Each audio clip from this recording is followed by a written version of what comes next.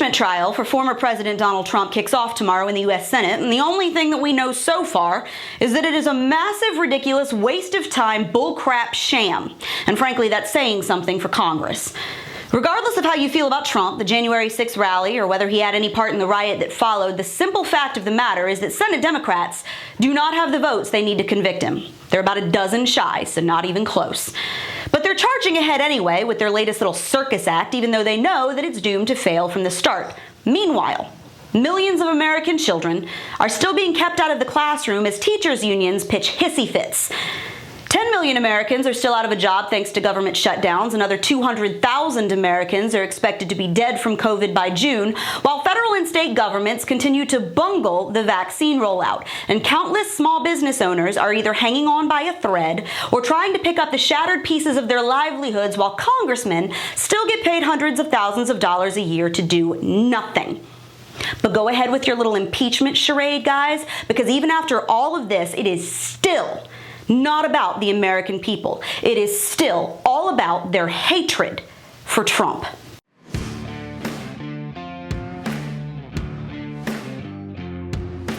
Senate Democrats are moving forward with their impeachment trial against former President Donald Trump, even though it's already been shot down in every way that matters. In late January, only 5 Republican senators voted with the Democrats to proceed with Trump's impeachment trial. So for those keeping score at home, that means a total of 55 senators voted to move forward with this whole charade, with 45 senators voting that the trial was unconstitutional from the start. Now, without having an actual crystal ball here, I'm going to go out on a limb and assume that 12 more Republicans probably aren't going to just magically change their minds and find Trump guilty of inciting a riot, which means Senate Democrats are going to fall woefully short of the 67 votes they need to convict him, and they know it. But they're charging ahead anyway because, after all, nothing can come before their absolute hatred of this man, even after he has left office. He still lives rent-free in their craniums.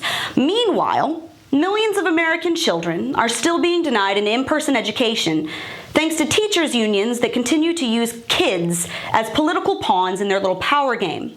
In Fairfax County, Virginia's largest school system, failing grades spiked 83% after schools went virtual last year. The drop in grades is reflected across all demographics, but primarily affects low-income minority students who may not have as much access to technology and internet services and whose home environments might not be as conducive to online learning. By the end of the first semester, 20% of disabled students and 35% of ESL students had been given failing marks. According to the school district's own data, the likelihood of a student passing an English class plummeted 40% this year, while the likelihood of passing math dropped by 30%. Students' mental health is in the tank. Las Vegas was finally forced to open schools, but only after 18 students committed suicide following long-term school closures. Education experts are still warning of very high dropout rates, including among children who've had to take jobs to help their families stay afloat in our sputtering economy. The Los Angeles Times reports that children as young as 14 have been applying for work permits to help pay the bills while their parents search for work, or are forced to stay home with younger children who aren't in school. School officials have already declared that many children who've fallen behind will never catch back up. But while 16-year-old grocery store cashiers and restaurant workers have kept on going on the front lines during this entire pandemic, their teachers are apparently too good to go back to work.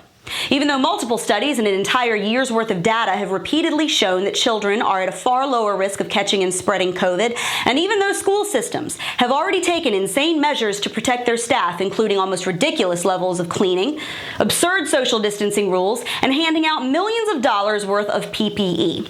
That is not good enough for teachers' unions, who have continued to make excessive demands that school districts cannot possibly meet, such as demanding that all school children be vaccinated first, even though we don't even have a vaccine that has been recommended and approved for anyone under 16.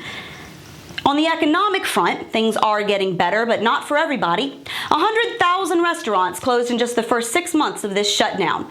We've only recovered about 12 million of the 22 million jobs we lost under COVID, meaning that 10 million people are still out of work.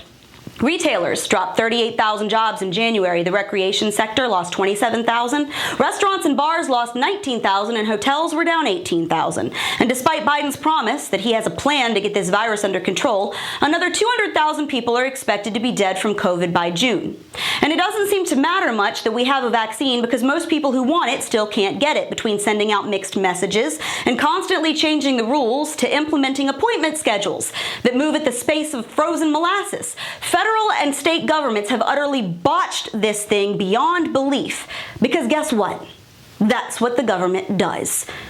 And rather than get all this crap under control, rather than take on the teachers' unions that are denying our kids the education that we're still paying them for, rather than provide relief to Americans who need it, and put pressure on state and local governments to open back businesses and get people back to work, rather than figure out why the heck we've got millions of doses of vaccines just sitting there and not getting to the people who need them the most, what are Democrats in Congress doing? Fixating, yet again, on Donald freaking Trump. Because that is all they've done for the past 4 years, and now they don't know how to do anything else. This impeachment trial is a waste of time and will come to nothing. And in the meantime, millions of Americans will continue to suffer. Their children and their businesses and their health will suffer. And it is about time that we realize that the only reason those fools in that big marble building in D.C. can sit there playing their games while the rest of us get told to sit down and eat cake is because we, the people, allow them to be there. And that's your Reality Check, America. Make sure you subscribe to our YouTube page, like us on Facebook and Twitter, and stay sane out there.